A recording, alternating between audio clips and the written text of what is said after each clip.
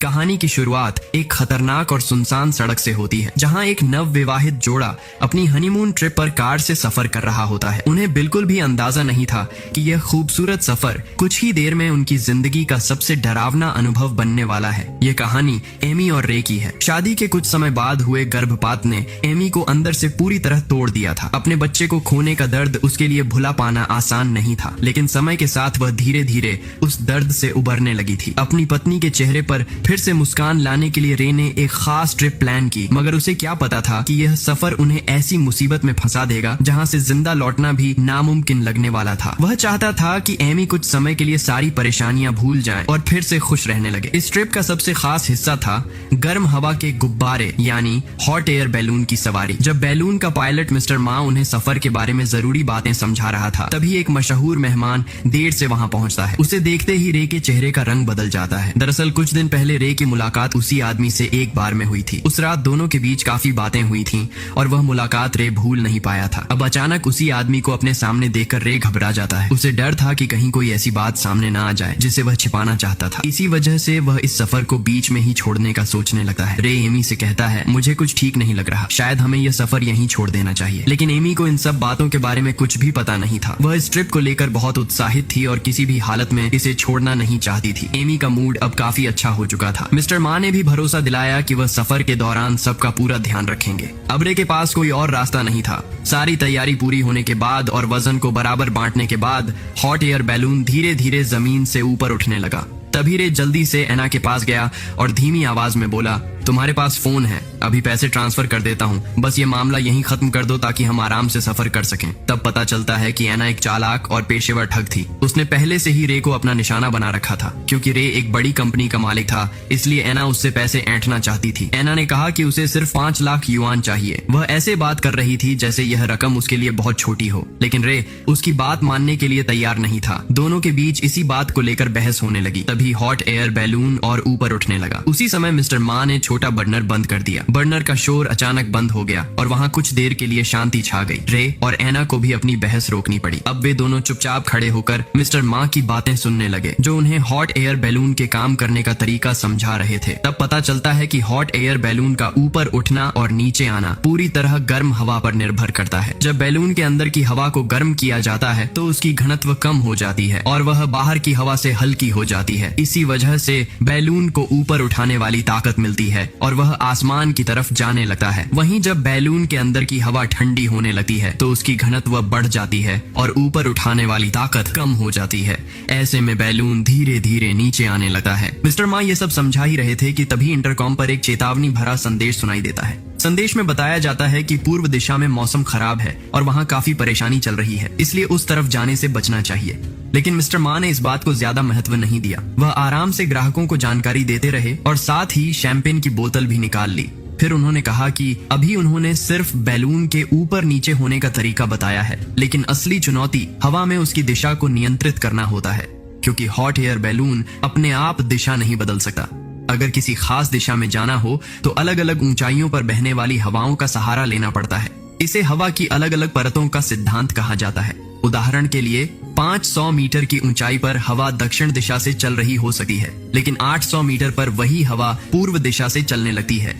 इसीलिए पायलट को उस ऊंचाई तक बैलून ले जाना पड़ता है जहां मनचाही दिशा की हवा बह रही हो। यह काम आसान नहीं होता और केवल अनुभवी पायलट ही हवा के बदलाव को सही तरीके से समझ पाते हैं। मिस्टर मा ने आत्मविश्वास के साथ कहा कि किसी को चिंता करने की जरूरत नहीं है। वह पिछले 30 सालों से हॉट एयर बैलून उड़ा रहे हैं। उन्हें हवा की दिशा, हवा की गति, ऊंचाई और बैलून की स्थिति का पूरा अनुभव है।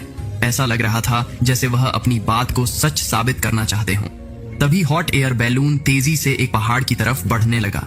लेकिन हैरानी की बात यह थी कि मिस्टर मा बिल्कुल भी घबराए नहीं और आराम से खड़े रहे। जैसे जैसे पहाड़ पास आता गया, बैलून में मौजूद सभी लोग घबराने लगे, लेकिन मिस्टर मा को अपनी काबिलियत पर पूरा भरोसा था। उन्होंने बर्नर की आग तेज कर दी और आखिरी समय पर बैलून को पहाड़ की चोटी से बचाकर निकाल लिया। यह देखकर सभी ने राहत की सांस ली। मिस्टर मा मुस्कुराते हुए बोले कि वह हर सफर में ग्राहकों को ऐसा छोटा सा रोमांचक अनुभव देते हैं और इसमें कोई खतरा नहीं होता। उन्होंने सभी से कहा कि अब बस आराम से खूबसूरत नजारों का मजा लें, लेकिन उन्हें नहीं पता था कि असली मुसीबत अब भी शुरू होने वाली है। इस बीच बैलून धीरे धीरे काले बादलों की तरफ बढ़ रहा था। तभी ऐना फिर से रे को डराने और दबाव बनाने लगी। वह बोली कि इतनी ऊंचाई पर इंसान कितना बेबस महसूस करता है ना?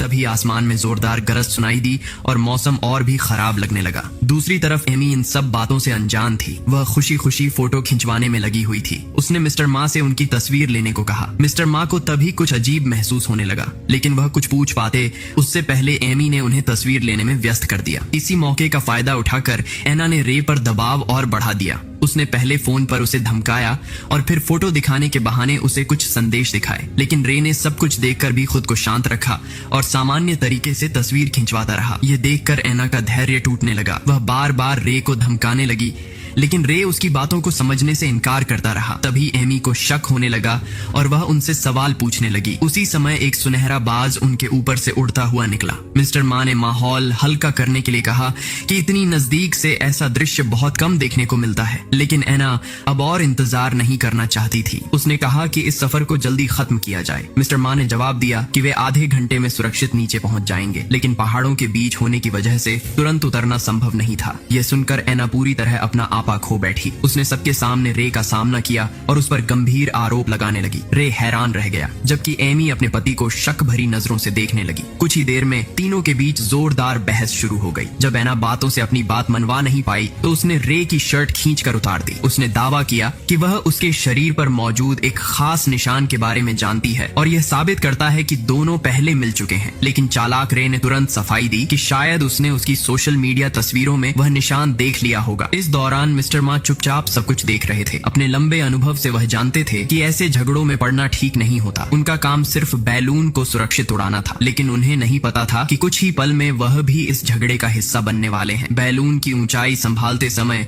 उनका ध्यान कुछ देर के लिए हट गया। तभी गुस्से में भरी ऐना ने बैलून के जरूरी उपकरणों के साथ छेड़छाड़ कर दी। जब मिस्टर मा ने उसे रोकने की कोशिश की तो वह और ज्यादा उग्र हो गई। हालात तेजी से बिगड़ने लगे। नीचे गहरी खाई और बादलों का समुद्र दिखाई दे रहा था। तभी एमी को पहली बार एहसास हुआ कि वे कितनी खतरनाक ऊंचाई पर हैं। मिस्टर मा ने उसे शांत रहने के लिए कहा और समझाया कि सबसे जरूरी बात सुरक्षित तरीके से नीचे उतरना है, लेकिन तब तक स्थिति पूरी तरह नियंत्रण से बाहर हो चुकी थी। ऐना और रे के बीच हाथापाई शुरू हो गई। यह देखकर मिस्टर मा भी उनकी मदद के लिए आगे बढ़ गए और बैलून के अंदर अफरा तफरी मच गई। तीनों ने मिलकर ऐना को रोकने की कोशिश की, लेकिन हाथापाई बहुत ज्यादा बढ़ गई थी। बैलून की टोकरी एक तरफ झुकने लगी और संतुलन बिगड़ गया। हालात खराब होते देखकर मिस्टर मा को पीछे हटना पड़ा। अच्छी बात यह थी कि ऐना की ताकत ज्यादा नहीं थी। संघर्ष के दौरान उसके हाथ से चाकू नीचे गिर गया, लेकिन उसने हार नहीं मानी। उसने तुरंत दूसरा नुकीला औजार उठाया और फिर हमला करने की कोशिश की। मिस्टर मा और रे उसे रोकने के लिए आगे बढ़े। इसी धक्का मुक्की में बैलून की दीवार के पास लगी ईंधन की पाइप कट गई। पाइप कटते ही बड़ी मात्रा में ईंधन बाहर निकलने लगा। तभी लड़ाई के दौरान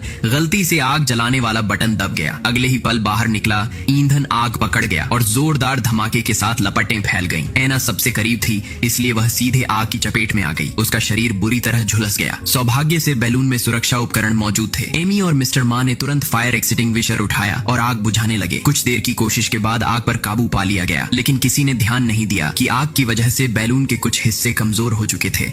नीचे की लकड़ी भी कई जगह से टूटने लगी थी। हालांकि आग बुझ गई थी, लेकिन खतरा अभी खत्म नहीं हुआ था। ऐना का शरीर काफी जल चुका था और बैलून की एक जरूरी रस्सी भी आग में टूट गई थी। इसके कारण बैलून को सुरक्षित नीचे उतारना लगभग नामुमकिन हो गया।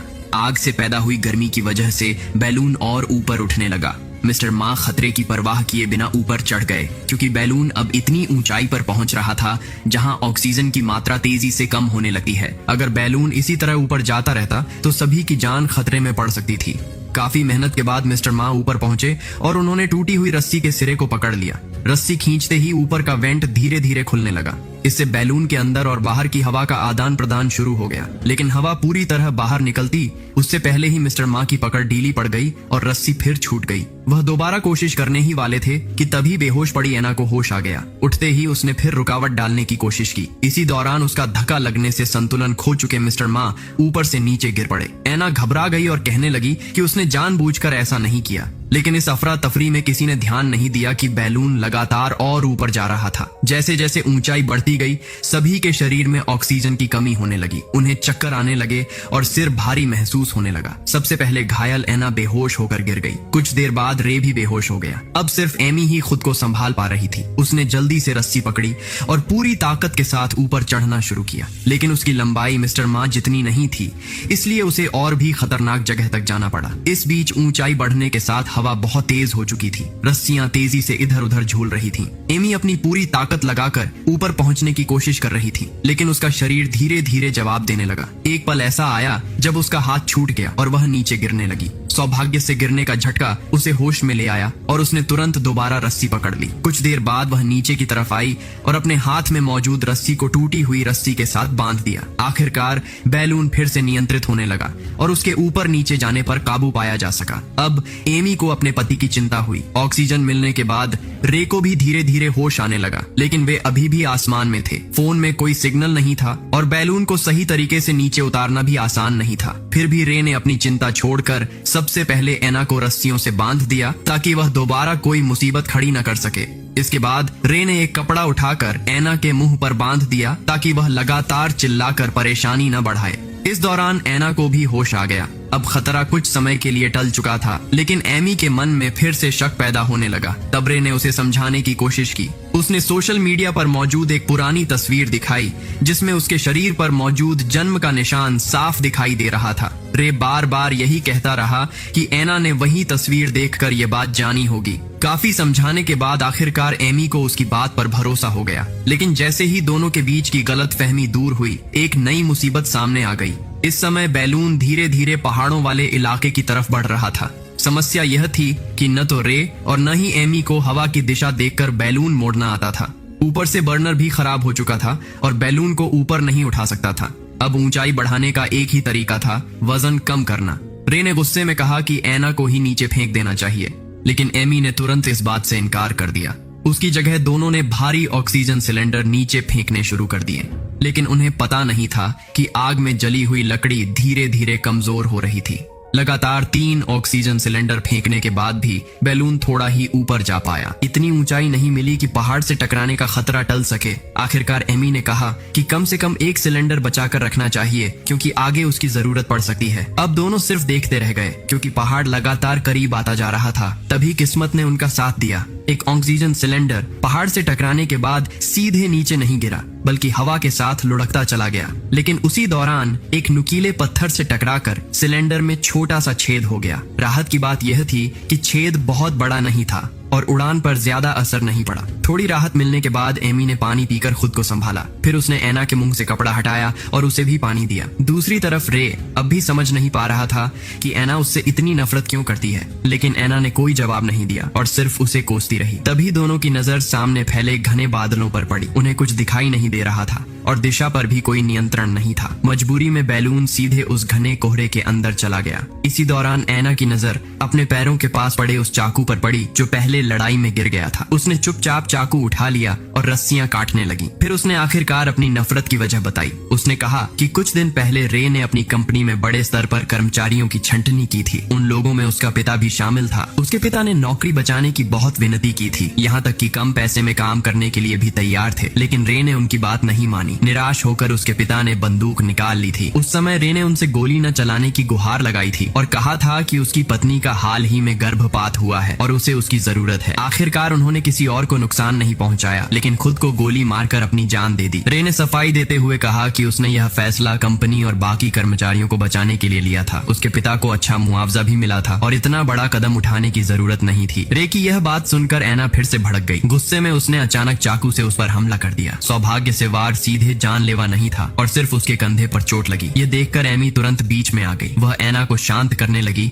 और लगातार माफी मांगती रही। कुछ देर बाद एना भी थोड़ी शांत हो गई, लेकिन तभी हालात अचानक बदल गए। संघर्ष के दौरान एना को गंभीर चोट लग गई और वह वहीं गिर पड़ी। उसके सिर पर लगी चोट बहुत गहरी थी और कुछ ही देर में उसकी मौत हो गई। पति की चीख सुनकर एमी को जैसे होश आया। उसने जल्दी से रे के घाव पर पट्टी बांधी। रे बार बार कहता रहा कि उसका इरादा ऐसा करने का नहीं था, वह सिर्फ खुद को बचाने की कोशिश कर रहा था। एमी ने इस बात पर ज्यादा बहस नहीं की। आज पहले ही बहुत कुछ हो चुका था। इस समय सबसे जरूरी था किसी तरह सुरक्षित जमीन पर उतरना। कुछ देर बाद वे बादलों से बाहर निकल आए, लेकिन नई समस्या सामने थी। बैलून में जो छेद हुआ था वह लगातार बड़ा होता जा रहा था और बैलून तेजी से नीचे गिर रहा था। सबसे बड़ा खतरा यह था कि जमीन तक पहुंचने से पहले ही वे सामने दिख रहे ऊंचे पहाड़ से टकरा सकते थे। अब उन्हें किसी भी तरह बर्नर को ठीक करना था। जांच करने पर एमी को पता चला कि फायर एक्सटिंग्विशर का एक हिस्सा टूट चुका है। तभी उसे याद आया कि उसके बैग में एक लाइटर भी रखा हुआ है। एमी ने दोबारा कोशिश की और आखिरकार बर्नर को चालू करने में सफल हो गई, लेकिन तब तक बहुत देर हो चुकी थी।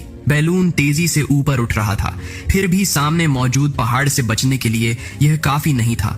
दोनों ने वजन कम करने के लिए बचा हुआ सारा सामान नीचे फेंकना शुरू कर दिया। तभी बैग फेंकते समय एमी ने एक जरूरी बात नोटिस की। उसने देखा कि बैग से निकला कपड़ा एक खास दिशा में उड़ रहा था। इससे उसे हवा की दिशा का अंदाजा हो गया। उसने तुरंत बर्नर बंद कर दिया और रस्सी खींचकर बैलून की ऊंचाई कम कर दी। आखिरकार जब बैलून पहाड़ से टकराने ही वाला था, तब वह हवा की दिशा बदलने में कामयाब हो गई और बैलून पहाड़ के किनारे से घूमकर निकल गया। खतरा टल गया, लेकिन दोनों के बीच तनाव बढ़ता जा रहा था। अब एमी को अपने पति पर पहले से ज्यादा गुस्सा आने लगा था। जो कुछ हुआ था उसे याद करके वह लगातार शिकायतें करने लगी। दोनों के बीच जोरदार बहस छिड़ गई। तभी अचानक रात के समय उनके पैरों के नीचे लगी एक लकड़ी की पट्टी टूटकर खिसक गई। एमी का संतुलन बिगड़ गया और वह नीचे गिरने लगी। तभी उसे अपने पति की आवाज सुनाई दी। उसने पलट कर देखा, लेकिन उसके कंधे में चोट थी और वह ठीक से ताकत नहीं लगा पा रही थी। हालात और भी खतरनाक हो गए। रे ने जल्दी से एक रस्सी नीचे फेंकी। एमी ने पूरी ताकत लगाकर उसे पकड़ लिया। धीरे धीरे रे उसे ऊपर खींचने लगा। काफी संघर्ष के बाद वह वापस सुरक्षित टोकरी में आ गई, लेकिन इस बार एमी के मन में अपने पति के लिए कोई भरोसा नहीं बचा था। एना की मौत और पहले की सारी सच्चाइयों ने उनके रिश्ते को लगभग खत्म कर दिया था, लेकिन उन्हें अभी यह नहीं पता था कि सबसे बड़ा खतरा अभी बाकी है। कुछ ही देर बाद आसमान में तेज बिजली चमकी और जोरदार गरज सुनाई दी। दोनों ने ऊपर देखा और समझ गए कि वे एक खतरनाक तूफानी बादल के पास पहुंच चुके हैं। उन्होंने बर्नर चालू करके ऊंचाई बढ़ाने और दिशा बदलने की कोशिश की, लेकिन बैलून में बने छेद लगातार बड़े हो रहे थे। अंदर की गर्म हवा टिक ही नहीं पा रही थी। अब उनके पास एक ही रास्ता बचा था। उन्हें जान जोखिम में डालकर ऊपर चढ़ना था और फटे हुए हिस्से को दोबारा बांधना था। जल्द ही चारों तरफ तेज हवा और बिजली खड़कने लगी। अगर फटा हिस्सा समय रहते नहीं बांधा गया तो पूरा बैलून फट सकता था। दोनों बैलून के किनारे पर चढ़ गए। एमी धीरे धीरे ऊपर पहुंची और फटे हुए कपड़े के किनारों को रस्सियों की मदद से जोड़ने लगी। काफी मेहनत के बाद उसने फटे हुए हिस्से को मजबूती से बांध दिया और बैलून को फिर से कुछ हद तक सुरक्षित बना दिया। इसके बाद दोनों नीचे आए और दोबारा बर्नर चालू किया। आखिरकार वे बैलून की दिशा बदलने में सफल हो गए और उस खतरनाक तूफानी बादल से बाहर निकल आए। सौभाग्य से सामने एक खुला मैदान दिखाई दे रहा था। पहली बार उन्हें लगा कि शायद वे सुरक्षित उतर सकते हैं, लेकिन तभी एमी के दिमाग में एक बात आई। उसे याद आया कि एना ने रे के बारे में कुछ ऐसी बातें कही थीं जो सिर्फ बहुत करीब का इंसान ही जान सकता था। शक होने पर उसने एना का फोन चेक किया। कुछ ही देर में उसे एक वीडियो मिल गया जिसमें रे और एना एक दूसरे के साथ बेहद करीब दिखाई दे रहे थे। अब सारी सच्चाई सामने आ चुकी थी। एना उसी वीडियो के जरिए रे को ब्लैकमेल कर रही थी। राज खुलने के बाद रे के पास कोई बहाना नहीं बचा। उसने माना कि उसका एना के साथ संबंध था। वह अपनी शादी बचाना चाहता था, लेकिन प्यार की वजह से नहीं। असल वजह यह थी कि तलाक होने पर उसकी आधी संपत्ति चली जाती। ये सुनकर एमी का गुस्सा फूट पड़ा। उसने रे को खुद से दूर धक्का दे दिया। तभी संतुलन बिगड़ने से रे नीचे की तरफ लटक गया। वह डर के मारे जोर जोर से चिल्लाने लगा और एमी से मदद मांगने लगा, लेकिन अब एमी उसकी असली सच्चाई जान चुकी थी। दूसरी तरफ रे उसे डराने लगा कि अगर वह मर गया तो सारी मौतों का आरोप उसी पर आएगा। पुलिस जांच करेगी और वह मुश्किल में पड़ जाएगी। लेकिन एमी अब उसकी बातों से प्रभावित नहीं हुई। तभी उसे एना की लाश दिखाई दी। उसने एना की बॉडी को धक्का देकर सीधे रे के ऊपर फेंक दिया। अचानक हुए इस झटके से रे का संतुलन पूरी तरह बिगड़ गया और वह नीचे गहरी खाई में गिर गया। कुछ ही पलों में उसकी मौत हो गई। अब बैलून में सिर्फ एमी अकेली बची थी। दूसरी तरफ लगातार संघर्ष और बर्नर के इस्तेमाल से आखिरी ईंधन भी लगभग खत्म हो चुका था। इसका मतलब था कि अब तक की सारी मेहनत बेकार हो सकती है। फिर भी एमी ने हिम्मत नहीं हारी। उसने बैलून को जितना हो सके नियंत्रित रखने की कोशिश की। कुछ समय बाद बैलून धीरे धीरे नीचे आने लगा और आखिरकार एक खुले इलाके में सुरक्षित लैंडिंग कर गया। कई घंटों तक मौत से लड़ने के बाद एमी आखिरकार जमीन पर सुरक्षित पहुंच गई। इसके साथ ही उसकी इस खौफनाक और जानलेवा यात्रा का अंत हो जाता है।